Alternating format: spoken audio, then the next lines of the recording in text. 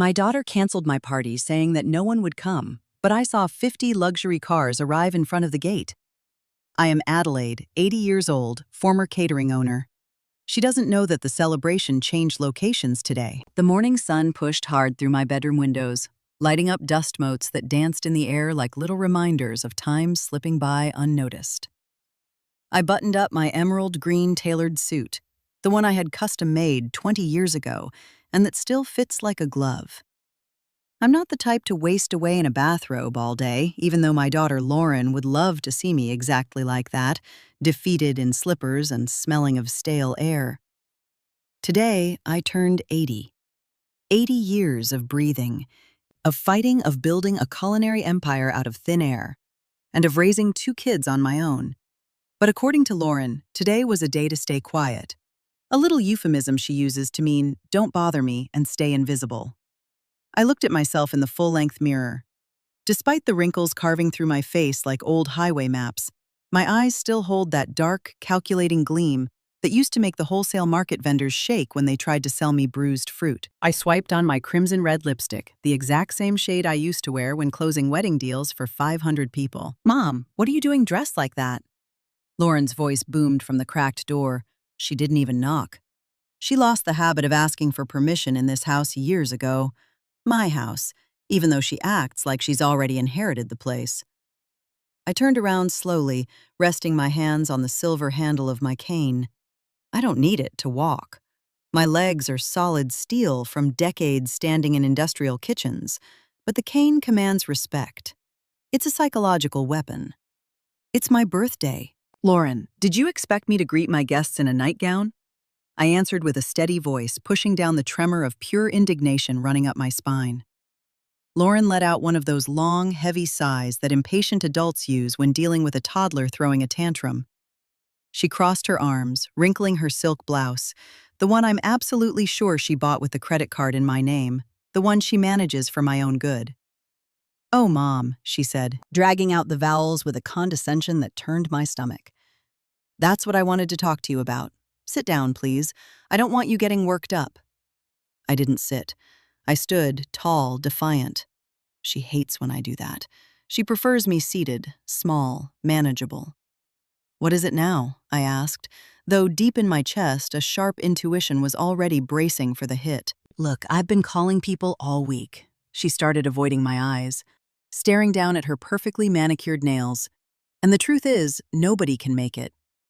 The silence that followed was thick, heavy, like bread dough right before it proofs. "Nobody," I repeated, raising a single eyebrow. "I invited 50 people, my old business partners, the girls from the book club, the neighbors we've known forever, even your cousins from up north." "Nobody. Mom, just accept it," she said, her tone turning sharper, losing whatever patience she had left. "People are busy. It's a Tuesday. Plus, let's be honest, at this age, people forget things, or they just don't want to come watch an old woman blow out candles and mumble the same repeated stories. It's depressing." I felt like she had just slapped me across the face. Not because of the lie, but because of the sheer cruelty she used to dress it up as the truth. Mumble, repeated stories. Me, a woman who still remembers the exact recipes for 300 dishes and the first and last names of every single client I served at Orchid Catering over 40 years. So Lauren went on gaining confidence when she saw I wasn't screaming. I decided to cancel the whole thing. I called the food service and told them not to come. I took down the tables in the backyard. "It's better this way, Mom. It saves you the embarrassment of sitting out there all alone, waiting for people who are never going to show up." I walked over to my nightstand and picked up my old ledger, a worn leather notebook Lauren has never even been curious enough to open. She thinks it's just old lady scribbles, but I write everything in there. Absolutely everything. "You canceled everything?" I asked softly. "Yes, and please don't make a scene. I'll bring some vegetable soup up to your room, and we can watch TV together for a bit if you want, but do not go downstairs. Don't dress like that. You look ridiculous. Stay in your room. Rest. At your age, too much excitement can do damage." Lauren spun on her heel and walked out, pulling the door shut with a sharp thud. I heard the lock turn from the outside. She had locked me in. The humiliation wasn't just public now, it was domestic, intimate, violent in its subtlety. She was treating me like a prisoner in the very palace I built brick by brick. I stood completely still for a few seconds, listening to her footsteps fade down the hallway. She was probably going to call her husband, that good-for-nothing who spends his days throwing my money into phantom investments, just to tell him she had the old lady under control. And yet, I didn't feel like crying. My tears dried up for family disappointments a long, long time ago. What I felt was a cold flare in my chest. That exact same rush I used to get right before serving a banquet for the governor or a high society wedding. Pure adrenaline. I walked over to the window overlooking the main street. My bedroom is on the second floor with a prime view of the front gate. Lauren thinks I'm blind or that my mind wanders, but my vision with my perfectly prescribed bifocals is flawless. I looked down. The street was quiet, washed in the midday sun. But then I saw the first car. It was a black Mercedes, older but spotless. I recognized it instantly. It was Greg's car, my wine supplier for 30 years, and a dear friend. Right behind him was a gray family SUV. The Hendersons, my neighbors who moved away 2 years ago but never forget to call, and then another, and another. In a matter of minutes, the street in front of my house was packed. These weren't just any cars. There were taxis, private sedans, even a little delivery van from the corner florist. I counted in my head. 10, 20, 30, 50 people. They were all there. Lauren had lied straight to my face. She hadn't called anyone to cancel. Or if she did, nobody listened to her. Or worse, maybe she told them something horrible to keep them away, and they showed up anyway just to check on me. I saw my daughter run out of the house toward the main gate. From my window, I could see her exaggerated hand gestures. She was flailing, hair a mess, pure panic on her face. I could imagine exactly what she was telling them. "You got the wrong day. My mother is sick. Get out of here." But they didn't budge. They were getting out of their cars with gifts, with cakes, with musical instruments. I saw the brass band tuning their horns on the sidewalk. I smiled, a crooked smile full of dark, bitter satisfaction. Lauren thought she could erase me. She thought that by unplugging the landline and taking my cell phone, she could isolate me from the world. But she underestimated something fundamental. I am Adelaide, the woman who fed half this town during their happiest and saddest moments. People do not forget the taste of a good meal or the warmth of an honest deal. Loyalty is an ingredient my daughter never learned how to cook with. I opened the secret drawer in my closet, the one with the false bottom where I keep the things that actually matter. Not the jewelry Lauren has been slowly pawning off piece by piece, but my documents, the deed to the house, my private bank accounts I opened years ago under my maiden name, and a set of keys, the keys to my new address. 6 months ago, when Lauren screamed at me because I dropped a glass of water and told me I should start looking at nursing homes because I was a burden, I made a decision. I didn't say a word. I didn't fight back. I just acted. I pulled my strings, called Patty's son Robert, who happens to be a shark of a lawyer, and told him to find me something. Not a nursing home, not a borrowed guest room. A big, bright house with a massive backyard where I could plant my fresh herbs. I found it just a few blocks away. I bought it in total silence, signing the papers on a park bench while I told Lauren I was going to church. Today's party wasn't just a birthday, it was a housewarming. I looked out the window again. Lauren was now arguing with Greg, who was shaking his head and pointing up at my window. She looked up and saw me. She saw me standing there dressed in emerald green, red lips, head held high. She didn't see the frail old woman she despised. She saw the matriarch I always was. I raised my hand and waved to my guests. A royal wave, slow and dignified. They answered with cheers that, even muffled by the glass, hit my heart like a shot of pure life. Lauren turned pale. I could see the sheer terror in her eyes even from that distance. She knew she had lost control of the narrative. Nobody will come, she told me. And there they all were. But there was one more detail. One delicious little detail that was about to unfold. I pulled a cheap burner phone out of my purse, one of those big button models I bought at the pharmacy in secret. I dialed Greg's number. I saw him answer down below, looking right up at my window. Adelaide, His voice came through the earpiece, thick with worry. "Greg, honey," I said, my voice clear and strong. "Thank you for coming. Tell everyone not to get out of their cars. The party isn't here." "What do you mean it's not there? Your daughter says you're under the weather." "My daughter is lying, Greg, like she always does. But listen to me carefully. Do you see the moving truck turning the corner right now?" Greg turned his head. A big, heavy white box truck appeared at the end of the street, crawling slowly toward my house. "Yeah, I see it." "Good. Follow that truck as soon as I come outside. We are going to my new house. The party starts the second I walk through that door." "But Adelaide, are you leaving?" "I'm not leaving, Greg. I'm breaking free." I hung up the phone and slipped it into my jacket pocket. The moving truck parked right behind the guests' cars, completely blocking Lauren's car in the driveway. The driver, a strong young kid named Matt I hired last week, hopped out and rang the doorbell over and over, completely ignoring my daughter's screaming. It was time. I grabbed my suitcase, a small leather overnight bag I had packed and hidden under my bed since last night. Just the essentials. My documents, the old photos I managed to save, my original recipe book, and my mother's jewelry. Everything else, the antique furniture, the custom drapes, the expensive paintings, Lauren could keep it all. She could keep the empty shell of this house she had turned into a freezing prison. I walked over to my bedroom door. It was locked. Of course. Lauren really thought a piece of metal would stop me. I reached into my pocket for the master skeleton key, the key I had kept ever since my late husband and I built this place from the ground up. A key that opens every single door in this house, no exceptions. I slid it into the lock. The mechanism gave a soft, satisfying click, like the sound of an oven timer letting you know the cake is perfectly baked. I pulled the door open. The hallway was dead silent, but outside I could hear the absolute chaos of 50 confused people and one hysterical daughter. I walked toward the stairs. Every step I took echoed against the hardwood, keeping time with my heartbeat. I wasn't scared. I was 80 years old, but I felt like I was 20 again, standing on the edge of opening my very first business. The injustice had gone on long enough.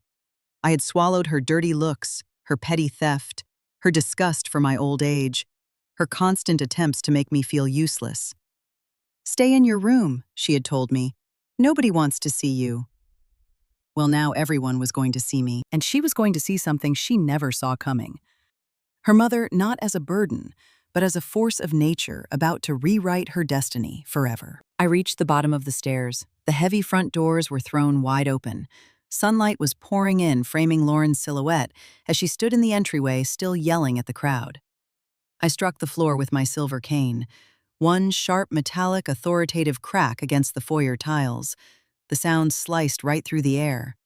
Lauren whipped around. She froze dead in her tracks when she saw me standing there in the middle of the hall, suitcase in one hand, cane in the other, backlit by the sun like some kind of apparition. "Mom," she whispered, her voice shaking. "I told you to stay in your room. What are you doing with that suitcase?" I looked her dead in the eyes. Those eyes she inherited from me, but without a single spark of my fire. "You told me nobody would come, Lauren," I said, and my voice boomed, projecting out into the street, where the entire crowd went dead silent the second they heard me. "But you miscalculated. You didn't factor in that I have something you will never have." "What are you talking about? Get back upstairs," she screamed, taking a threatening step toward me. I smiled, and this time it was a genuine, radiant smile. "I'm talking about respect, sweetheart. And now, if you'll excuse me, I have 50 guests waiting to see my real home." I took my first step toward the exit, and I knew right then there was no going back. The real party was just getting started. Fear has a very specific smell. It smells like rancid vinegar and cold sweat, the exact same odor that used to roll off the line cooks when they broke a bechamel sauce 2 minutes before service. And that was exactly the scent radiating off my daughter Lauren as she planted herself between me and the open door. Her eyes, usually so cold and calculating, were darting erratically back and forth, scanning my suitcase, my cane, and most importantly, the sea of parked cars outside. laying on their horns in a chorus of celebration that to her ears sounded like a death sentence. "Mom, please, you're not making sense," Lauren said, dropping her voice to a snake-like hiss, trying to physically block the doorway with her body. "Go back inside, the neighbors are watching. What are they going to think? That I'm neglecting you? That you've lost your mind?" I watched her with the deep patience of a woman who has peeled thousands of pounds of potatoes without ever nicking a finger. She wasn't worried about me. She was terrified for her image. That pristine facade of the devoted daughter caring for the poor, senile widow was her social passport, and more importantly, her alibi for draining my bank accounts. "Let them look, Lauren," I answered, adjusting the collar of my emerald jacket. "In fact, I want them to get a real good look. You've spent years telling this neighborhood that my brain is mush, that I mix up the sugar and the salt. Today they're going to see exactly who lost their mind." Lauren lunged, trying to rip the suitcase from my grip. It was a clumsy, desperate move. My hands, calloused by the heat of commercial ovens and the sheer weight of cast-iron skillets, clamped down on that leather handle with a force that shocked her. She gasped and let go of the bag like it was on fire. "This is for your own good," she shrieked in a whisper. "Roger is on his way. I told him to bring the doctor. They are going to sedate you if you keep up this circus."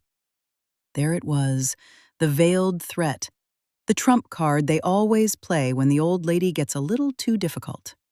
Roger, my son-in-law, a man with a hyena's smile who had been running my commercial properties for 5 years without reporting a single dime of profit once. I didn't feel an ounce of fear.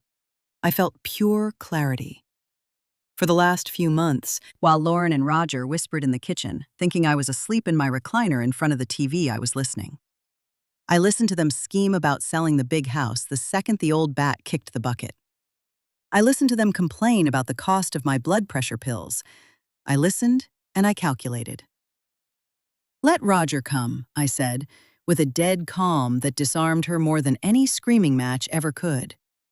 "Actually, I'd love for him to watch his little retirement plans circle the drain. But I don't have time to wait around for losers. My guests are hungry." I took a step forward. Lauren stumbled backward, hitting her shoulder hard against the doorframe. In that exact moment, I understood something vital. Power isn't something you ask for. It's something you take back.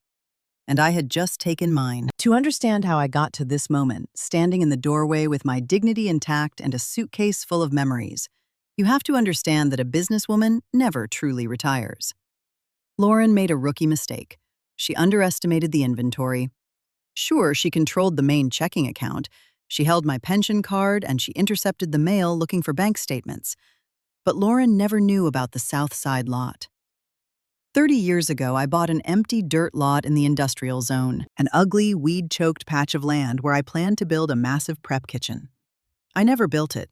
The land just sat there, forgotten, quietly multiplying in value as the city expanded around it. The deed to that land wasn't locked in the safe upstairs.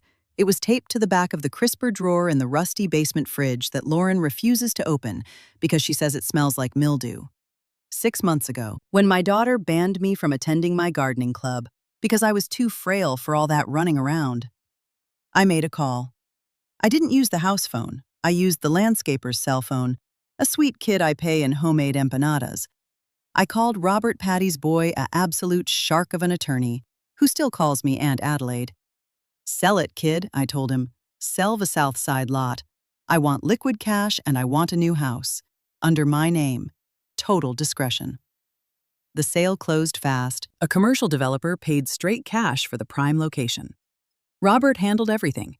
While Lauren thought I was at my physical therapy appointments, I was sitting in a notary's office, signing deeds, drinking coffee, and laughing with the clerks. With that cash, I bought the house on Ashwood Drive. A single-story ranch, no treacherous staircases, a sun-drenched patio, and a kitchen. Dear God, a kitchen with a massive center island where I can roll out dough without my lower back screaming. But it wasn't just the money, it was the network. Lauren thinks the world spins on Wi-Fi and apps. I know the world spins on favors and loyalty. Greg the wine guy isn't just a vendor. He's the man whose massive debt I forgave when his wife got breast cancer 10 years ago. The Hendersons, my neighbors. are the couple I gifted a fully catered wedding for their daughter when the groom lost his job a week before the ceremony. Every single person sitting in those 50 cars outside owed me something. Not cash, gratitude. And the gratitude of decent working people is bulletproof against any gossip my daughter could ever invent. Lauren honestly thought she had me cornered in my bedroom, stripped of resources, begging for her charity just to eat a bowl of vegetable soup. She had no idea I had an entire army waiting for my signal, and a ghost account fat enough to let me live like an absolute queen for however many years God gives me left. I looked my daughter in the eyes and saw something that hurt worse than her betrayal. I saw a total stranger. For years, I blamed myself. I thought, where did I go wrong? I gave her the best education, sent her to the best private schools. She never went to bed without a hot meal. But some people are just born with dry souls, like barren dirt, where nothing grows no matter how much you water it. I remember Christmas 3 years ago. I had spent 2 straight days cooking a stuffed turkey using my signature recipe with dried fruits and sweet wine. When I brought it to the table, bursting with pride, my hands literally shaking from the effort, Lauren didn't even take a bite. "Mom, this is swimming in grease," she said, pushing the expensive china plate away. "You really need to stop cooking. You've lost your touch. Plus, you wrecked the entire kitchen, and the cleaning lady doesn't come back until Monday." That night, I cried quietly while I scrubbed the roasting pans. I felt completely useless. I actually believed her lie. I looked down at my hands and saw them as old, ugly, broken tools. I didn't cook a single meal for an entire year. I withered away. I shrank myself down just to fit inside the tiny little box she wanted to keep me in. But today, seeing the sunlight bouncing off the chrome bumpers of my friends' cars, I finally saw the great con. It wasn't that I was useless. It was that she needed me to be useless. If I'm strong, she has no control. If my mind is sharp, she can't touch my money. If I command respect, she fades into the background. My old age wasn't my tragedy. It was her business model. She needed a helpless mother to feel powerful. She needed a victim to justify her own greed. "You're insane," Lauren screamed, ripping me out of my thoughts. She was fully crying now, hot tears of pure, unfiltered rage. "Those people are going to laugh at you. You're going to make a fool of yourself and drag me down with you." A fool. I repeated the word, tasting it on my tongue. Being a fool is living 80 years just to end up asking for permission to breathe in your own house. That is what a fool looks like, sweetheart. And I'm done. I raised my cane and pointed it straight at the street. Not like a frail widow begging for a hand, but like a 5-star general ordering the front line to advance. "Step aside, Lauren." She didn't move. She was paralyzed by pure disbelief. She didn't recognize the woman standing in front of her. She was looking for the submissive little old lady in the fuzzy slippers, but she was staring down the barrel of Adelaide, the undisputed boss of Orchid Catering. The gap between how she sees me and who I actually am is a canyon. She sees wrinkles, I see decades of leverage. She sees a slow walk, I see calculated pacing. She sees silence, I see a master plan. And that exact miscalculation was about to cost her everything. The mover kid, Matt, a broad-shouldered guy wearing a pulled-down baseball cap and an easy smile, jogged up the porch steps. "Miss Adelaide," he said, completely ignoring my daughter, "the truck is fired up. Is this the bag?" "Yes, Matt, just this one." "Watch the zipper, it catches a little." Lauren whipped around, her eyes bulging out of her head. "You are not taking anything out of this house," she screamed, lunging to block his path. "I'm calling the cops. This is a kidnapping. You are kidnapping my mother." Matt stopped in his tracks and looked at me, waiting for the call. He didn't look scared, just mildly annoyed by the screaming. "Nobody is kidnapping me," I said, projecting my voice so the nosy neighbors peeking over their fences could hear every word. "I am moving out of my own free will, and I have a medical certificate of full mental competency signed yesterday afternoon by Dr. Carter to prove it, just in case anybody gets the bright idea to dial 911. I pulled the crisp white paper from my purse and waved it in the breeze. Lauren went dead pale. Dr. Carter was the family physician we'd had for decades, an absolute institution in this city. If he said I was sane, no corrupt judge in the state was going to rule otherwise. Yesterday, Lauren stammered. But yesterday you were at church. Yes, church was highly productive. I winked at her. Matt grabbed the suitcase gently and carried it down the steps toward the truck. I followed him. Every single step I took away from that front door felt like a cinder block being lifted off my chest. I felt the crisp air hit my face, the sun warming my skin right through the tailored suit. When I hit the sidewalk, the show was absolutely magnificent. Greg hopped out of his Mercedes and rushed over to open the back door for me, but not to his car. He had brought something special. Parked right behind his sedan was a vintage convertible, a cream-colored Cadillac he used to rent out for the highest-end weddings. For the queen of the hour, Greg said, giving an exaggerated theatrical bow that got a round of applause from the crowd. He helped me slide in. The leather seat was warm and soft. I settled in and rested my cane beside me. From right there, I had a front-row view of the house I was leaving in the dust. Lauren was still standing in the doorway, small, defeated, absolutely furious. She had her phone pressed hard to her ear, probably screaming her lungs out at Roger. She looked exactly like a toddler whose favorite toy had just been snatched away. But I wasn't done. I had one final parting gift. I gave Matt a subtle nod. He nodded back, reached into his work vest, and pulled out a thick, sealed white envelope. He jogged back up the steps and held it out to Lauren. She eyed it like it was a bomb. "What is this?" she asked, lowering the phone. "Open it," I muttered to myself from the back of the Cadillac. I watched her rip the paper. She pulled out a folded legal document. It wasn't a lawsuit, not yet. No, it was something much simpler and far more devastating. The official revocation of all her power of attorney, combined with a shut-off notice for the main house's utilities. The house was in my name, but the utility bills, thanks to one of Roger's shady tax dodges, were drafted directly from my corporate account. The exact same corporate account I had drained and permanently closed at 9 a.m. that morning. Starting tomorrow, if Lauren wanted electricity, water, or gas in that massive mansion, she was going to have to pay for it out of her own pocket. And I knew better than anyone on earth that Lauren and Roger didn't have a single red cent to their names. They lived entirely off my blood. I watched her read the first few lines. Her jaw unhinged into a perfect circle. She looked up at me, her face a mask of pure terror, mixed with absolute crushing realization. For the first time in years, she looked at me with respect, the kind of respect that is born entirely out of fear. "Mom!" she screamed, taking a desperate step toward the street, but she froze the second she saw the 50 guests forming a solid human wall between her and my car. "Hit the gas, Greg," I ordered, raising my hand like royalty waving to the parade. The Cadillac's engine roared to life with elegant muscle. The brass band who had loaded into the back of an open pickup truck started playing their loudest anthem. The caravan began to roll. 50 cars packed with people who loved me, who respected me, and who were more than ready to celebrate my 80th birthday exactly how I deserved. I checked the rearview mirror.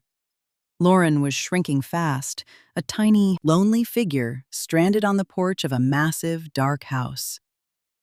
For a split second, I felt that familiar ping of motherly guilt, but then I remembered the cold soup, the locked door, the forced isolation, and the guilt turned to dust. I took a deep breath. The air smelled like exhaust fumes, fresh flowers, and above all, pure freedom. I turned my face forward, staring down the open road. My new house was waiting.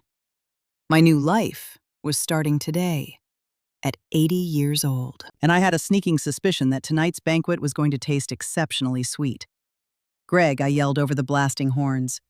"I hope you brought your appetite. I'm starving for a party." "Adelaide," he yelled back, laughing. "Well, buckle up, because the old lady is back in the kitchen." The car swung around the corner, and my daughter's house vanished from the mirror. I didn't look back. There was no need. The best was yet to come. The cream-colored Cadillac rolled to a smooth stop in front of the rustic wooden gates on Ashwood Drive. The second I stepped out, the air just felt different. It didn't smell like stale air and pharmacy pills. It smelled like fresh jasmine and damp earth.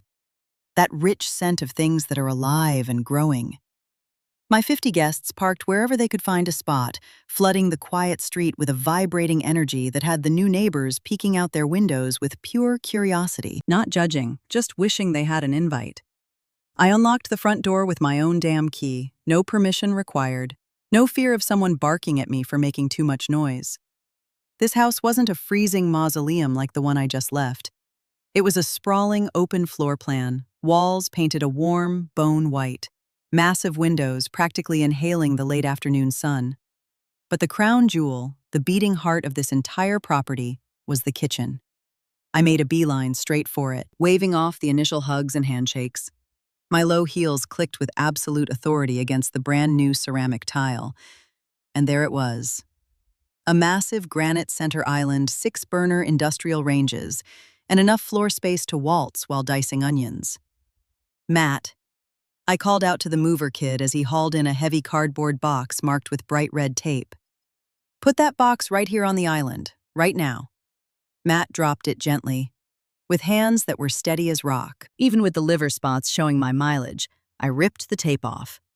There was no jewelry or silk scarves inside. There was cold, hard steel. I pulled out my black leather knife roll, the one I hadn't laid a finger on in 3 years, ever since Lauren decided it was a liability for an old woman to handle sharp objects. I unrolled the leather across the cold granite. The sound of the blades softly clinking against each other was an absolute symphony. My 8-inch chef's knife, the boning knife, the fillet blade.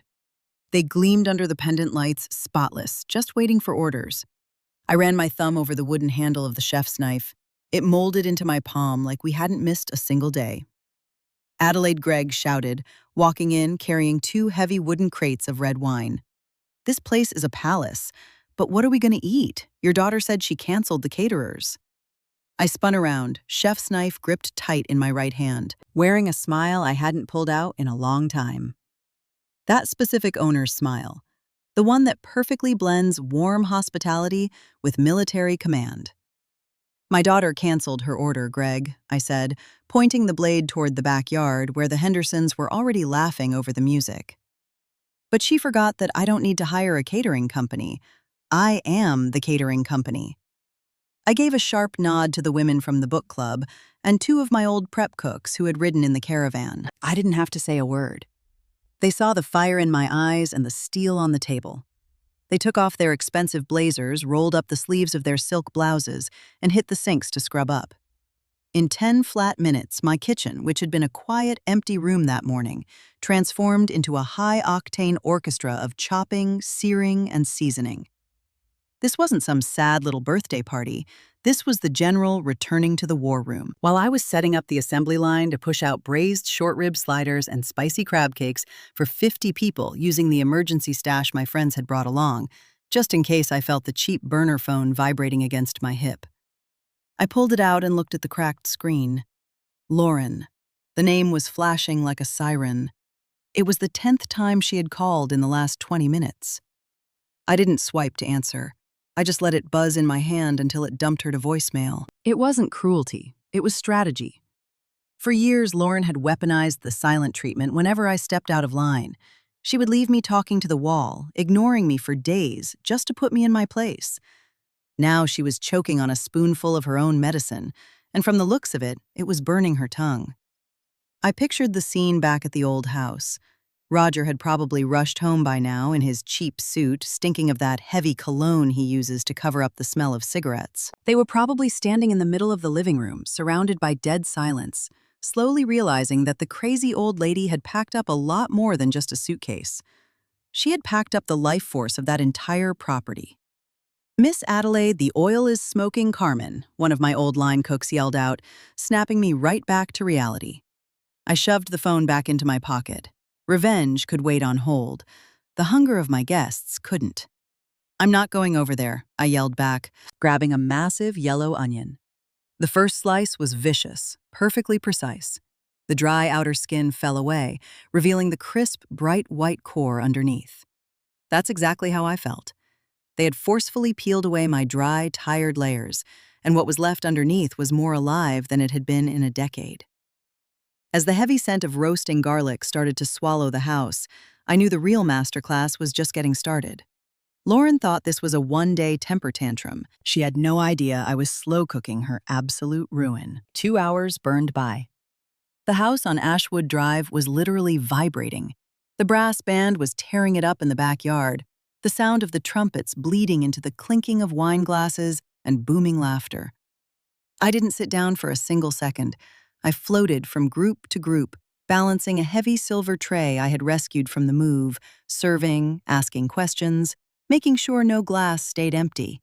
My legs, the ones Lauren's doctor swore were weak and a fall risk, carried me with an iron stability that 20-year-olds would kill for. Pure Adrenaline is the best calcium supplement on the market. That's when I saw Robert walk in. Patty's lawyer's son. He was wearing his sharp-tailored suit, but his tie was yanked loose, and he had this vicious, highly entertained smirk plastered across his face. He walked straight up to me, snatched a crab cake off the silver tray, and gave me a wicked wink. "Aunt Adelaide, you need to hear what's going down on the other side of town," he whispered, chewing happily. "Lay it on me, kid. Are they worried sick about my health?" I asked, dripping with irony as I wiped my hands on my apron. "More like they're worried sick about their wallets," Robert laughed. "The bank manager called me 10 minutes ago. He said Roger was down there breathing fire. He demanded to know why his signature was suddenly bouncing when he tried to pull cash out of the corporate account." I felt a beautiful, icy satisfaction bloom in my chest. Roger, my son-in-law, the great businessman. A guy who never learned the difference between gross revenue and net profit. And what did the manager tell him? Exactly what you instructed. That the owner, meaning you, revoked all signing authority at 8 a.m. yesterday. Roger threatened to sue for mental incapacitation. He actually told the bank someone had brainwashed you. Poor guy, I muttered, taking a slow sip from my wine glass. And Lauren is blowing up the emergency dispatch lines, Adelaide. She's telling the cops you wandered off, that you're a missing person. Missing. I swept my arm toward the 50 people eating and drinking in my living room. I have never been easier to find in my entire life. I know. That's why I took the liberty of calling the police precinct captain for this district. He's my wife's cousin, remember? I told him you're over here celebrating your 80th, and if he gets any frantic calls from your daughter, it's just a civil domestic dispute. I reached up and patted Robert hard on the cheek. This kid was worth his weight in gold. Thank you, sweetheart. But brace yourself, because the second they realize the bank won't give them a dime and the cops aren't coming to drag me back, they're going to show up here themselves. Let them come, Robert said, his face dropping, dead serious. I've got the deed to this property right here in my briefcase. If they step 1 foot on that grass without an invitation, I'll have them arrested for trespassing. Right on cue, the burner phone buzzed against my hip. This time it wasn't a call, it was a text message. I pulled my reading glasses off the chain around my neck and slid them on. It was from Roger. Adelaide, stop playing games. We are driving over there right now. Lauren is having a nervous breakdown. You need to sign the vendor checks for tomorrow's event or the business goes under. Don't be selfish. I read it twice. Don't be selfish. For 40 solid years, I woke up at 4 in the morning to hit the wholesale markets. I hauled heavy crates, I fought over wholesale prices. I burned my forearms on commercial griddles. I missed out on time with my own kids just to make sure their future was bulletproof. I paid for Lauren's college tuition. I paid for her extravagant wedding. I quietly paid off Roger's gambling debts 5 years ago so they wouldn't face public humiliation. And now I was the selfish one. I looked around at my guests. Greg was holding court in the corner, telling a story that had people doubling over in laughter. Mrs. Henderson was dancing with her grandson. Everyone was genuinely happy. Nobody was looking at me with pity. They were looking at me with deep, earned respect. I decided it was time to answer Roger's text. Not with words, but with a tactical strike. I waved Greg over and told him to cut the music. The backyard went quiet in a rolling wave. Every eye turned to me, probably expecting a tearful thank you speech, or an announcement that I was turning in for the night. "My friends," I said, my voice cutting clear through the night air. No microphone needed projecting from the diaphragm. Exactly how I learned in the community theater 60 years ago. "My son-in-law just texted me. He says the catering business is going to sink if I don't sign some checks tonight." A heavy murmur rolled through the crowd. Some of them knew about the internal bleeding, some didn't, but every single person in that room knew exactly who Roger was. "He says I'm being selfish." I started walking slowly through the crowd. But I think the real problem is that Roger and Lauren completely forgot who built the damn boat. They think Orchid Catering is just a logo on a piece of paper, a routing number. I stopped right in front of the main buffet table, where I had set up an old black and white framed photo of me and my late husband cutting the ribbon on our very first kitchen. "What they don't know," I said, locking eyes with my oldest suppliers in the room, "is that the business isn't the brick and mortar. The business is me. The business is trust." "Damn right it is," Adelaide shouted, the owner of the city's biggest meatpacking plant, from the back of the room. "That's exactly why I want to make an announcement. Orchid Catering, exactly as you have known it for 40 years, is closing its doors permanently tonight." You could hear a pin drop. I could see the shock washing over their faces, closing down after all that blood and sweat. "Closing for them," I clarified, raising my wine glass high. "Because starting tomorrow morning, I am operating exclusively out of this house under a brand new name. And as for all those pending contracts Roger is holding, well, I'm going to need your help fulfilling them, because I have a strong feeling he's not going to have the cash to pay any of you for the raw materials." The smiles snapped right back, wider and sharper than before. They saw the chess move. I wasn't burning my empire to the ground. I was surgically extracting it from the hands of absolute incompetence. I was cutting the main artery that kept the parasites fed. "You've got us, Adelaide," Greg shouted, raising his glass in a toast. "If Roger wants wine for his events, he can go to the gas station and pay cash." The room erupted in laughter again, but it was violently cut short by a nasty sound out front. Tires screeching hard against the asphalt, followed by the heavy metallic slam of a car door. The oxygen got sucked right out of the room. The tension dropped like a lead curtain. I knew that sound in my bones. It was Roger's SUV. I walked straight to the front window. There they were. The heavy SUV was parked diagonally, completely blocking the Hendersons' driveway. Roger jumped out first, his face beet red, his expensive tie flapping in the wind. Lauren got out a second later, but she didn't look furious like him. She looked terrified, tiny, staring up at the new house with wide, unblinking eyes, like she couldn't process the fact that her mother, the frail old woman who was supposed to be rotting in bed, actually owned this place. Robert materialized right next to me. "Don't go out there, Auntie. I'll handle this." "No, Robert." I stopped him, putting a firm hand on his forearm. "This isn't a legal dispute. This is a matter of the food chain. Stay right here, but keep your phone dialed to 911. I pulled the front door open and stepped out onto the small porch. I didn't walk down the steps. I stayed right at the top, looking down at them from the high ground, leaning on my silver cane with the golden light of the parties spilling out behind me, casting a shadow that must have looked absolutely massive to them.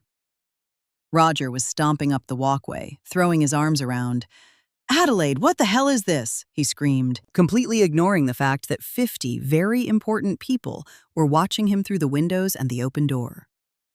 "I tried to pay for gas and the corporate card declined.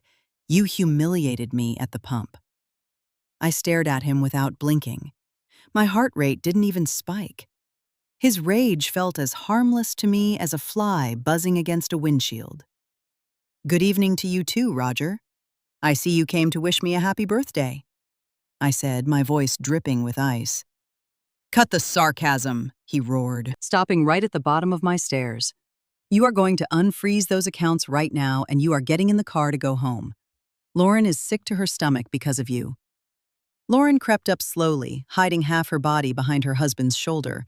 She looked up at me, and I could see the question eating a hole through her brain. "How did you pull this off? Where did you get the cash?"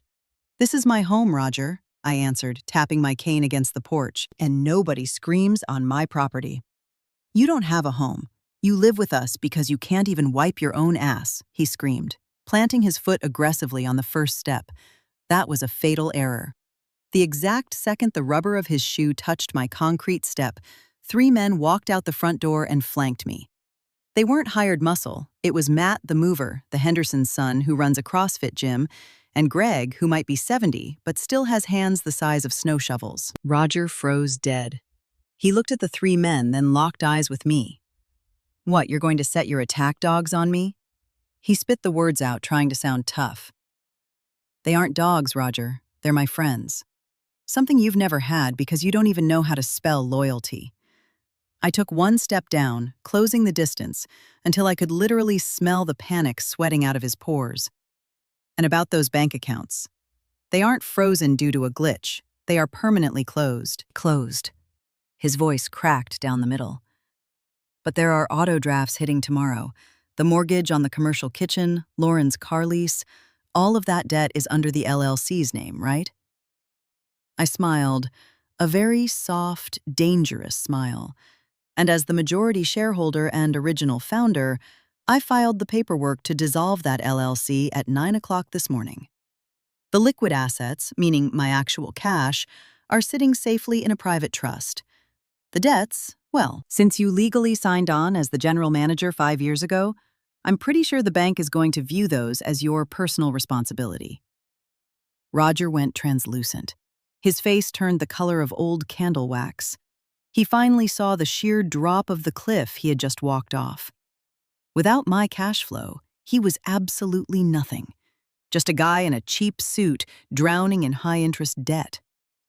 Lauren let out a choked, wet gasp.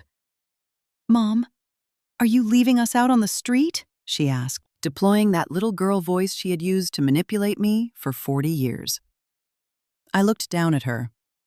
I saw the woman who locked me in my room. I saw the woman who told me nobody would come to my birthday. I saw the woman who stripped the keys to my own life out of my hands. No, sweetheart, you have the big house, you have the custom furniture, you have the expensive art. Sell it all. Get jobs. Do exactly what I did at 20 years old when your father died and left me with nothing but you and a pile of bills. Learn how to survive. But we don't know how to do anything, Lauren cried out. The confession was so deeply pathetic that a few guests standing on the porch actually let out a nervous laugh. Then tonight is a fantastic time to start learning, I replied. Now please get off my property. You're blocking the driveway and I'm waiting for the cake to be delivered. This isn't over, Roger threatened, but all the bass was gone from his voice. It sounded like a wounded animal backed into a corner. I'm taking you to court. I'm going to have a judge declare you legally incompetent. Do it, Robert said, stepping out from behind my right shoulder. I'm her retained counsel, and I am holding high-definition security footage from the old house, showing you skimming thousands of dollars out of Adelaide's floor safe. You really want me to play that for a judge? Roger's mouth snapped shut. He looked at Robert, he looked at me, and he finally realized he was in a brutal checkmate. There was no move left on the board. He spun around, grabbed Lauren roughly by the bicep, and dragged her toward the SUV. She looked back at me one last time as he shoved her into the passenger seat. There wasn't a drop of hatred in her eyes anymore, just absolute paralyzing terror at the reality of the life that was about to hit her. They peeled out, leaving a thick cloud of tire smoke in the street. I stood there for a moment, staring down the empty street. The quiet settled back over the neighborhood, but this time it was the heavy silence of total victory. I filled my lungs with the cool night air. I didn't feel an ounce of guilt. I felt like I had just cut the straps off a backpack full of bricks I'd been hauling around for a decade. I turned back toward my guests, toward my new house, toward my kitchen blazing with light. Well, I said, tapping my cane gently against the porch, we took out the trash. Now who wants a slice of cake? The cheers echoed all the way down the block. I walked back inside and pulled the heavy door shut behind me, locking the past outside with the people who didn't know its value. The night was young, and I, Adelaide, was just getting started. But in the very back of my mind, a dark little thought was already taking root. Roger was a coward, but Lauren was my flesh and blood, and absolute desperation makes people do unthinkable things. I knew they would come back, and the next time they wouldn't come just to yell. I had to be ready. The next morning, my coffee tasted entirely different than it had for the last 10 years.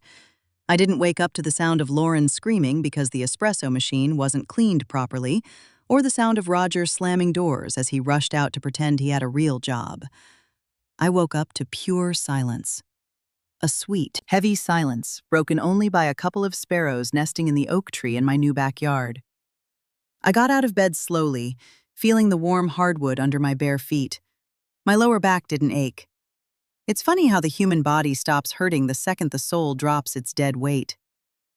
I walked into the kitchen, that sprawling, gorgeous open space I had bought with my own blood money, and started brewing a pot of cowboy coffee with cinnamon and raw cane sugar. Exactly the way I like it, and exactly the way Lauren always hated, because she said it made the house smell cheap. Just as the rich scent filled the room, the doorbell rang. It wasn't an aggressive buzz, it was polite. I opened it to find Robert, my lawyer, wearing a grin that barely fit on his face and holding a manila folder tucked under his arm. "Good morning, Aunt Adelaide," he said, walking in eagerly, taking the steaming mug I handed him. "I hope you got some solid sleep, because on the other side of town, it was a very long night." We sat down at the small breakfast nook. Sunlight was pouring through the glass, lighting up dust motes that didn't look like dirt in this house. They looked like fresh life. "Spill it, kid. Don't leave out a single detail," I said, blowing the steam off my mug. Robert flipped the folder open. At exactly 6 a.m., the utility company executed the shutoff order at the mansion. Roger actually tried to physically block the technicians from the breaker box, screaming that it was a clerical error. But when they demanded to speak to the account holder, he had to admit the account was in your name. And since you personally ordered the disconnect yesterday afternoon, well, let's just say your daughter's shower this morning was ice cold. I felt a sharp twist in my gut, a cocktail of deep satisfaction mixed with that stubborn maternal guilt that is so damn hard to kill. I pictured Lauren, a woman who doesn't even know how to strike a match, shivering under freezing water. A woman who requires a 3-hour blowout before she even checks the mail. "What about the gas?" I asked, keeping my voice dead level. "Shut off at the valve." "And the Wi-Fi and cable?" "Sliced at the pole." They are essentially camping in a luxury tent right now. Robert pulled one more piece of paper out of the folder. It was a printed email. "But that's not the main event, Adelaide. Roger has a much deadlier problem on his hands than a cold shower. Today is Senator Montgomery's daughter's wedding, remember?" Of course I remembered. It was the social event of the year. 500 plates, a 5-course plated service. I had engineered that menu myself 3 months ago. Roasted chestnut bisque filet mignon and a dark morel mushroom demi-glace. Fresh fig tartlets. Roger had spent weeks bragging to the country club that he was spearheading the whole operation, even though I had built the prep schedules and vendor lists from my locked bedroom. "The cocktail hour starts at 6 p.m., I said, glancing up at the wall clock. It was 9 a.m. If the prep cooks aren't reducing the base sauces right now, they are already dead in the water. "That's the kicker, Auntie. They don't have anything to cook with." Robert dropped the bomb with incredible smoothness. The vendors rolled up to Orchid Catering's loading dock at 7 a.m., Greg with the wine pallets, the refrigerated meat trucks, the produce guys from the wholesale market. Roger tried to sign the delivery manifests on net 30 credit, billing it straight to your corporate account. The exact same account I nuked yesterday. I finished his sentence, seeing exactly where the dominoes were falling. Bingo. When the vendors called the bank's automated line to run the authorization, the card flagged as hard declined. Account does not exist. Roger lost his mind. He started screaming at the drivers, swearing he'd wire them the cash on Monday, begging them to leave the product. "But you know the guys down at the market," I smiled. I knew them better than I knew my own blood.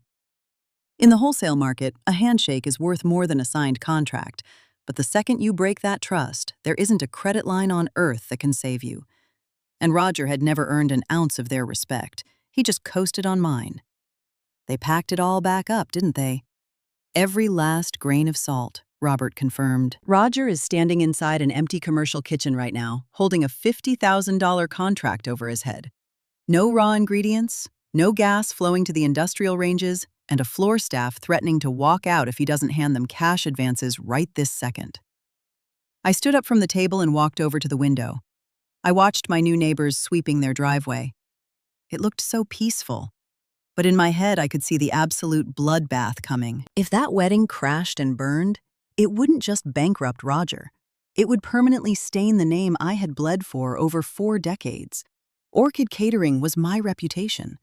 Lauren and Roger honestly believed the business was the brick building, the stainless steel ovens, and the wrapped delivery vans. They never understood that the business was the sheer willpower to pull off the impossible. "Robert," I said, pivoting hard, "drive me to the wholesale market." "The market, Auntie. You should stay right here. Let them drown. It's the only way they'll ever learn." "No, kid. If that wedding goes down, I'm the one who looks like a fraud to the high society crowd. The senator has been a close friend since before he ever ran for office. Plus, I want them to see something. I want them to finally understand exactly where the real power lives." I grabbed my light trench coat, my silver cane, and that beat-up leather address book Roger always made fun of for being ancient. "Take me to the loading docks. The main event is about to start." The market smelled like bruised cilantro, wet concrete, and overripe fruit. It's a smell that pumps life straight back into my veins. I walked down the main aisle, standing completely straight, holding Robert's arm, nodding at every vendor. "Miss Adelaide looking sharp today," Shirley yelled out from her dried chili stall. "Boss lady, you gotta check out these mangoes," the head butcher called out. It was a royal procession. There was no fake corporate politeness here. These people had watched me haul 50-pound crates at 4 in the morning for decades. They knew exactly what I was made of. We hit the center of the market, right by the heavy meat distributors, and there was the circus. Roger was standing in front of Sam's refrigerated truck, the biggest prime beef supplier in the tri-state area.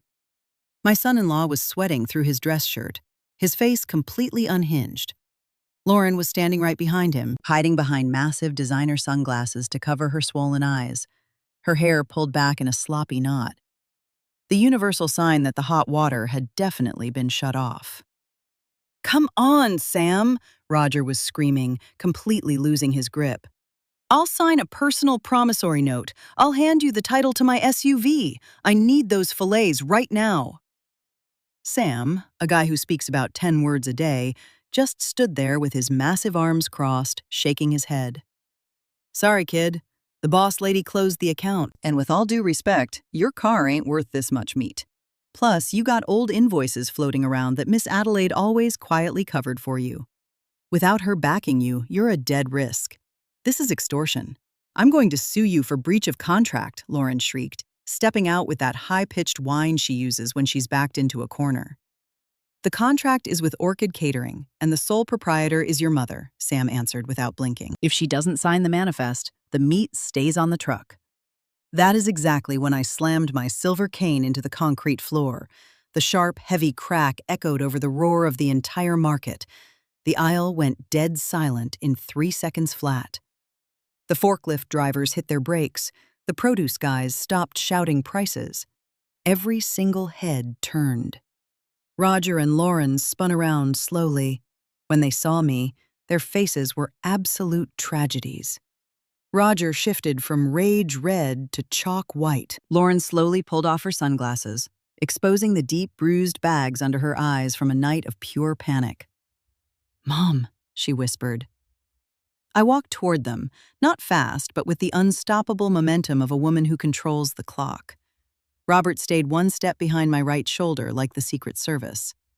"Good morning," I said, stopping right outside his striking distance.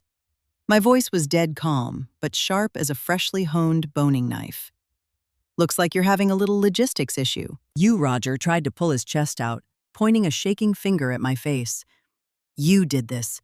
You called everyone to blacklist me. You are actively destroying your own daughter's future." "I didn't blacklist anyone, Roger. I simply stopped carrying you. There is a massive difference. For 5 years, you've been standing on my shoulders, honestly believing you knew how to fly. Today, I just stepped out of the way. That heavy feeling in your stomach. That's gravity. Lauren took a step forward, reaching out to grab my hand, but I pulled it back. Mom, please, she begged, hot tears spilling over her eyelashes. The senator's wedding. If we don't serve that dinner, they will destroy us. They'll sue us into the ground. We are going to lose the house, the cars, everything. You have to sign the release. Please. Sign it, and I swear to God we will leave you alone in your new house forever. Just bail us out this one last time. I looked at her. She was vibrating with terror. For the very first time in her sheltered life, she was staring down the barrel of a real consequence, and there was no safety net to catch her. I pulled my leather address book out of my purse. I flipped it open slowly, scanning for one specific page. Do you honestly think the problem is the meat, sweetheart? I asked softly. Do you really believe that if I sign Sam's clipboard, you're going to save that wedding? Of course it will, Roger barked. I have the prep cooks waiting at the kitchen. I just need the damn food. I snapped the leather book shut. The loud crack made them both flinch. You're wrong. Your kitchen staff walked out an hour ago.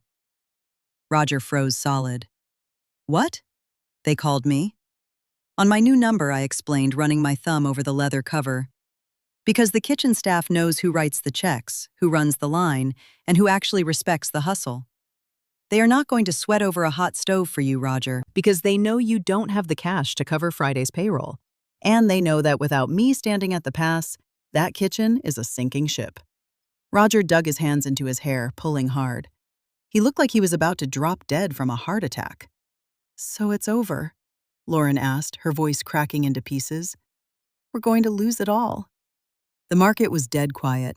Hundreds of eyes were locked on us. It was the exact public execution they had always been terrified of. But I wasn't the one tied to the post. Senator Montgomery called me late last night, I said, dropping the final piece of C4 on their lives. He was very concerned. Somebody tipped him off that there was severe financial instability at the catering company. God damn it, Roger hissed. I told him the absolute truth, that Orchid Catering was undergoing a massive corporate restructuring, and that, unfortunately, the previous management was completely unequipped to handle a VIP event of his magnitude. Lauren slapped both hands over her mouth. You told him that. But I also told him I continued raising my voice so Sam and the rest of the crowd could hear every word that his old friend Adelaide would be taking over the banquet personally. Not under the corporate umbrella, but as a private, exclusive service. Roger's head snapped up. He looked confused, but a disgusting little spark of opportunistic hope flashed in his eyes. Wait. So you're going to cook the wedding at the commercial kitchen? I let out a dry, hacking laugh. In that filthy warehouse with no gas. Good Lord, Roger, have a little dignity. No. The entire wedding is being prepped in my new house. My loyal staff is already there, firing up the ovens. Sam, I pivoted toward the massive butcher. Be a dear and route this beef to the Ashwood Drive address, please. Bill it directly to my personal trust. You got it, boss, Sam grinned, throwing a hand signal to his guys on the forklift to start moving the exact pallets of meat Roger had been begging for 5 minutes ago. Roger and Lauren just stood there, stranded in the middle of the wet concrete aisle, completely hollowed out. I had taken the business, the staff, the supply chain, and now the biggest client of the decade. I had proved in front of the entire city that the empire wasn't the building. I was the empire. But what about us? Lauren asked, sounding like a lost 5-year-old in a mall.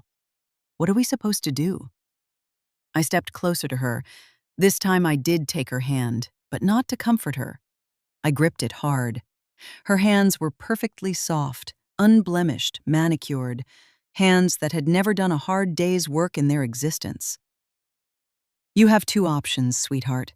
You can drive back to that dark, freezing mansion and wait for the process servers to show up with lawsuits from the smaller clients I don't have time to rescue, or you can come to my new kitchen. Roger's eyes lit up. We can come. We'll help you manage the floor. No, I cut him off like a guillotine, wiping the smirk right off his face. You aren't managing a damn thing. If you walk through my doors, you are coming to clock in. Lauren, I need you on the prep sink, scrubbing root vegetables and peeling 50 pounds of potatoes. Roger, you are on the dish pit, scrubbing cast iron and hauling the garbage to the dumpsters. Are you out of your mind? Roger spit, deeply offended to his very core. I am an executive. I am not washing pots. You were an executive, I corrected him. Right now, you are an unemployed liability. The dish pit pays $15 an hour and a hot meal. It is the only offer on the table. And trust me, you need the cash. Roger looked around the market. He saw the butchers smirking, the forklift drivers shaking their heads. His ego was being fed through a wood chipper in real time. Let's go, Lauren, he growled, grabbing her arm. We are not going to stand here and be humiliated. We'll figure something else out. We'll pawn your jewelry. We'll take out a bridge loan. Lauren hesitated. She looked at her husband, sweating and totally broken. Then she looked at me, standing tall, untouchable, wrapped in the absolute respect of the hardest working men in the city. She saw how Sam the butcher treated me like royalty. She finally saw what real leverage looked like. But the muscle memory of submission is a hard thing to break. She dropped her head and let Roger drag her away toward the parking lot. Suit yourself, I said, turning my back on them. The job offer expires in exactly 1 hour. I have a wedding to feed. I walked out of the market without looking over my shoulder once. I could hear the low murmurs of respect rippling through the stalls as I passed. That is one tough broad. Hell of a play, Adelaide. When we hit the bright morning sun, Robert opened the passenger door of his sedan for me. That was absolutely brutal, Auntie, he said, shaking his head with a mix of awe and slight terror. Would you really put them on the dish pit? Hard labor builds character, Robert, and they are in desperate need of some character right now. Plus, somebody has to scrub the baked-on grease off the roasting pans. That morel sauce is a nightmare to wash off. I slid into the leather seat. My heart was pounding, not from anxiety, but from the pure, uncut thrill of the win. I had taken back my name. I had salvaged the biggest contract of the year, and most importantly, I had shattered the funhouse mirror where Lauren and Roger saw themselves as untouchable royalty. Now they knew they were walking around completely naked. I stared out the tinted window as we pulled onto the street. I saw them standing on the sidewalk, screaming at each other, completely ignored by the very world that used to kiss their rings. Hit the gas, kid, I told Robert. The senator wants his filet medium rare, and I don't keep paying clients waiting. But as the car accelerated, a heavy certainty settled deep in my chest. Roger had an ego, but an empty stomach and a stack of past due bills are highly persuasive counselors. They walked away today, but the reality of a pitch-black house with no hot water was going to break them in a matter of days. They would be back, and when they finally dragged themselves to my back door, they wouldn't be my wardens anymore. They would be my entry-level employees, or they would be absolutely nothing. The real shift wasn't just changing zip codes. It was changing who held the handle of the frying pan. And as of this morning, there was zero doubt about who controlled the fire. The heavy steam rolling off the stock pots fogged up the massive windows of my new kitchen, creating a blistering, high-stakes atmosphere that smelled like absolute glory. Charred peppers, bitter dark chocolate melting down for the demi-glace, and the sharp hit of pure vanilla bean. It was 8 p.m., and my house on Ashwood Drive wasn't a quiet retirement home. It was the screaming, beating heart of the most important society wedding of the year. While my line cook sprinted back and forth carrying heavy silver platters, I, Adelaide, stood at the pass, inspecting every single plate with the ruthless precision of a Swiss watchmaker, even if my tools were just wooden spoons and flour sack towels. Senator Montgomery had trusted me with his daughter's night, not some hollow LLC, and I was going to deliver a masterpiece. Every filet mignon that left my counter was perfectly draped in a dark morel mushroom reduction, glossy as black glass, built from scratch by my own 2 hands. The crash of ceramic plates, the sharp barks of orders being called and echoed back, the high-wire tension of the crew. It was the exact music I didn't even know I was starving for. At 80 years old, I wasn't rotting in a recliner watching game shows. I was conducting a goddamn symphony. Miss Adelaide, table 5 needs 2 more bottles of the Reserve Red, Matt shouted, flying past the island with a tray of empty glassware. Tell Greg to crack the wooden crate we stashed under the stairs, I barked back, not taking my eyes off the plating. And Matt, wipe that grease smudge off your vest. We serve excellence here, not excuses. Matt gave a sharp nod and bolted. I wiped the sweat off my forehead with the back of my forearm. I felt electric, strong, lethal. But there was still one puzzle piece missing from this victory lap, a piece I knew was coming, driven entirely by the grinding hunger of a pitch-black house. And right on cue, I heard the knock at the back door. It wasn't the heavy brass knocker on the front porch where the VIPs entered. It was a weak, deeply humiliating tap on the heavy steel service door in the alley. The door where we haul out the trash bags and drag in the 50-pound sacks of onions. I gave Carmen a hand signal to take over the saucing station and walked slowly toward the back. My cane hit the tile with a steady metronome rhythm, crack, crack, crack. I grabbed the deadbolt, threw it back, and yanked the heavy door open, letting the blinding fluorescent light of my kitchen spill out into the dark alley. There they were. They looked like ghosts of the people they were 48 hours ago. Roger was wearing the exact same suit from the market, but it was deeply wrinkled now, sporting a nasty grease stain on the lapel. His hair, usually slicked back with arrogant precision, was falling flat and greasy across his forehead. Lauren was so much worse. My daughter, the woman who wouldn't walk to the mailbox without a full face of contouring, was scrubbed raw. Her eyes were bloodshot and swollen, and she was wearing a pair of faded jeans and a baggy t-shirt. The stench of absolute defeat rolling off them was thicker than the smell of my roasting garlic. "Good evening," I said, physically blocking the doorway. "I don't recall sending you an invite." In my new life, access has to be earned. "Mom," Lauren's voice was a brittle, snapping wire. "We're starving." "The power is cut at the old house," Roger added, staring down at his dusty Italian loafers. "And the water is freezing. We tried to pawn the grandfather clock, but they offered us pennies." I stared at them for a long, heavy moment. I could have handed them a couple of takeout boxes through the doorway and banished them back to their misery. I could have slammed the heavy steel door right in their faces, exactly like they had slammed the door on my life for years. But a mother, even a deeply betrayed one, still has an obligation to teach. The lesson wasn't finished. "I told you I had a job opening," I said, jerking my chin toward the back corner of the kitchen, where a terrifying mountain of scorched pots and unpeeled root vegetables was piling up. "The dish pit and the prep station are still taking applications. $15 an hour and a hot meal." Roger's head snapped up. A tiny, desperate spark of his old arrogance flashed in his eyes, but it got blown out instantly when his own stomach let out a loud, hollow growl. "Adelaide, please. I have a master's degree in business administration," he mumbled, trying to cling to a raft that had already sunk. "I am the executive chef, Roger. In this building, degrees get checked at the door with the coats. The only currency I accept is what your hands can produce.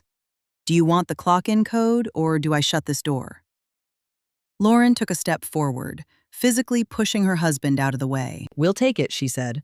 And for the very first time in decades, I saw zero manipulation on her face. I just saw the raw, bleeding honesty of survival. "Please, Mom, we'll take it." I stepped back and let them cross the threshold. The visual contrast was jarring.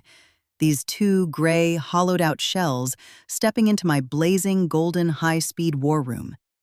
The line cooks paused for half a second to stare, but I shot them one lethal look, and they instantly snapped back to the stoves. We didn't have time to gawk at the circus. "The aprons are on the hook," I said, pointing to the wall. "Roger, take off the jacket and roll up your sleeves. Those roasting pans have 3 hours of baked-on carbon. You're going to need steel wool and serious elbow grease. Lauren, sit on that stool. I have 3 sacks of russets and 2 bags of carrots for tomorrow's puree. I want the peels paper thin. Do not waste my inventory."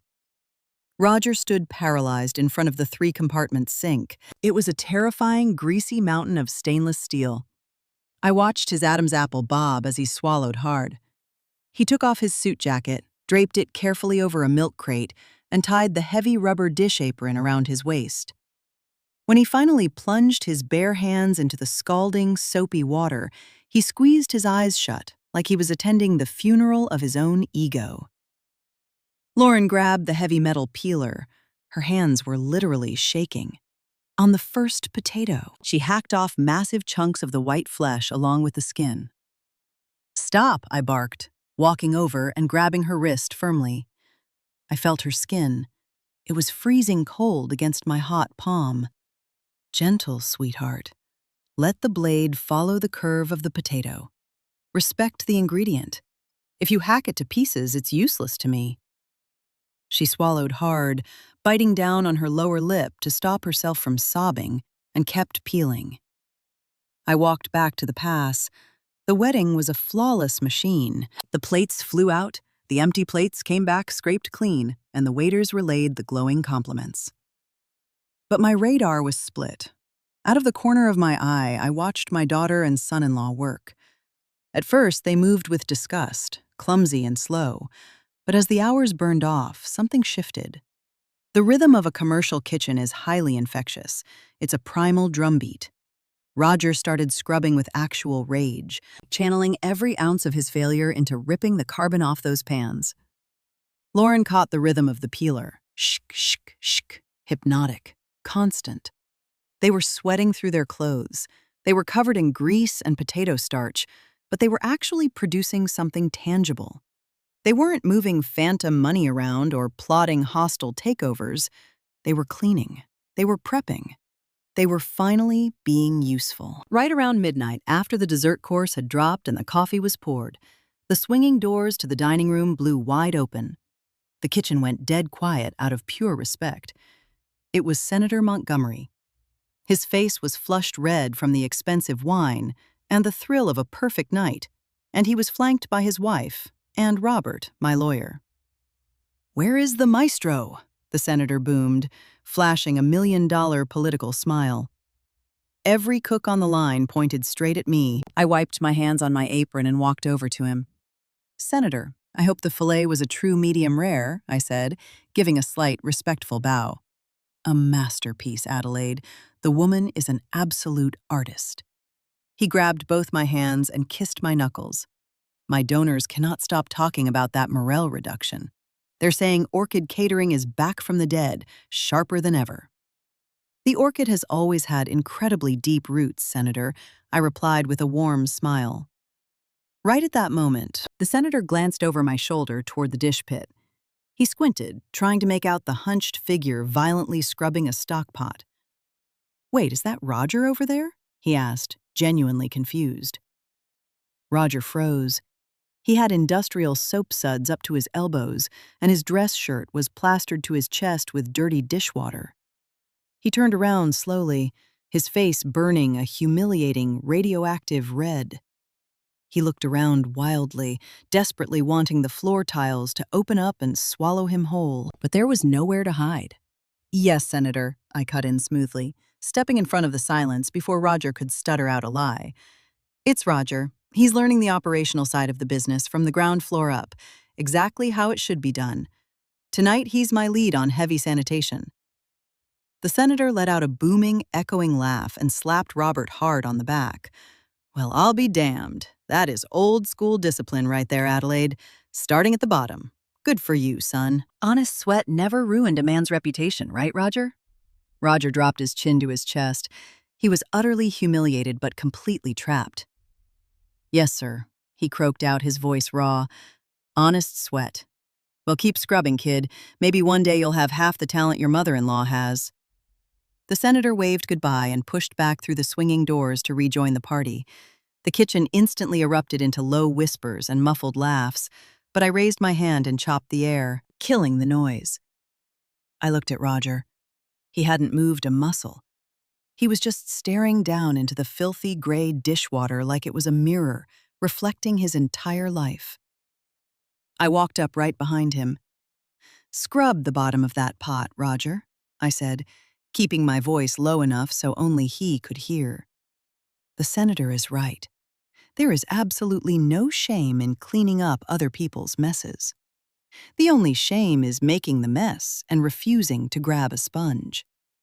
You are paying off your debts tonight. Keep scrubbing. He gave a sharp, jerky nod without looking at me and dug the steel wool back into the metal scrubbing twice as hard as before. By 2 a.m., the party was officially dead. The waiters clocked out with their pockets stuffed with cash tips. The line cooks wiped down the stainless stations with bleach. The kitchen was spotless, gleaming, and dead silent. It was just the three of us left. Lauren was slumped on a prep stool, absolutely shattered, sporting a tight bandage on her index finger where she had slipped with the peeler. Roger was leaning heavily against the lip of the sink, panting, his triceps visibly twitching from sheer muscle failure. I unlocked the small drop safe I had bolted into the dry storage room. I pulled out 2 crisp $50 bills and grabbed 2 heavy plastic deli containers packed with the leftover VIP dinner, filet mignon, truffle mash, and 2 slices of wedding cake. I walked over and slapped the cash and the food down on the cold steel prep table. "Your wages," I said. Lauren stared at the $50 bill like it was a winning lottery ticket. This was a woman who used to drop that much on a Tuesday morning matcha latte. Now she was looking at it as the direct physical result of 5 hours of bleeding over a cutting board. She picked it up with dirty, blistered fingers and shoved it deep into the pocket of her jeans. "Thank you, Mom," she whispered, and there was zero sarcasm in her tone, just hollow, exhausted gratitude. Roger picked up his bill and stared at the dead president's face. Tomorrow, he started clearing his throat to get the rasp out. "Tomorrow is the deep clean on the grease traps, right?" I looked at him, genuinely shocked. I honestly didn't think he'd come back. I figured his ego would force him to run the second he got some calories in his system. "Yes, the grease traps and the convection ovens. It's brutal work. We'll be at the back door at 8 a.m., he said, grabbing the plastic containers of food. "We need the cash, and I need to learn how this machine actually works. If I'm ever going to call myself a manager again, I need to know exactly how much it hurts to scrub a burnt pan." I smiled. It wasn't a smug, victorious smile. It was a tiny crack of actual hope. Maybe, just maybe, the parasite was finally starting to evolve into a man. 8 o'clock sharp on the dot. If you knock at 8:01, the deadbolt stays locked. And Roger, "Buy some Dickies. That suit is completely dead." They both nodded and shuffled slowly toward the heavy steel back door.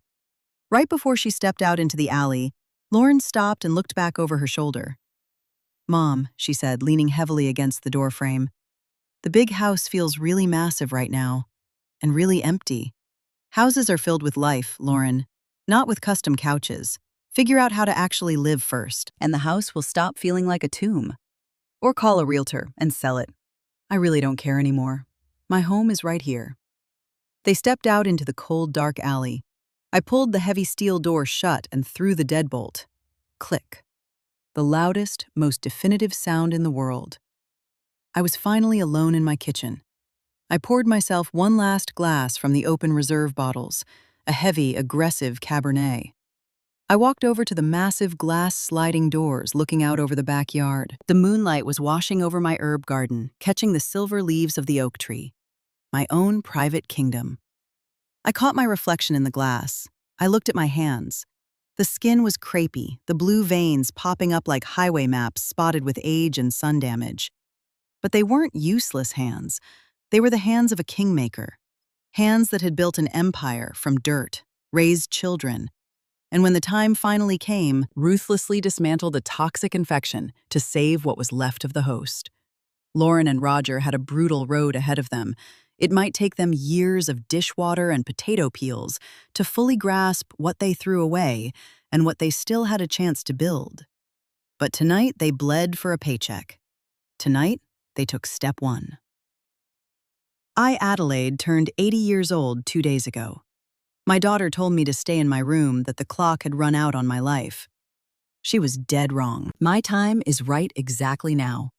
Because getting old isn't the final chapter of the book. It's just the part of the story where the main character has the most leverage, zero fear, and without a doubt, the absolute best seasoning. I took a slow sip of the heavy red wine and felt the heat bloom in my chest. Tomorrow, the alarm was going to ring early. I had to audit the dry storage engineer next week's corporate menu and ride my 2 new dishwashers until their bones ached. I smiled at my reflection in the dark glass. "Happy birthday, Adelaide," I whispered to myself. "The party is just getting started."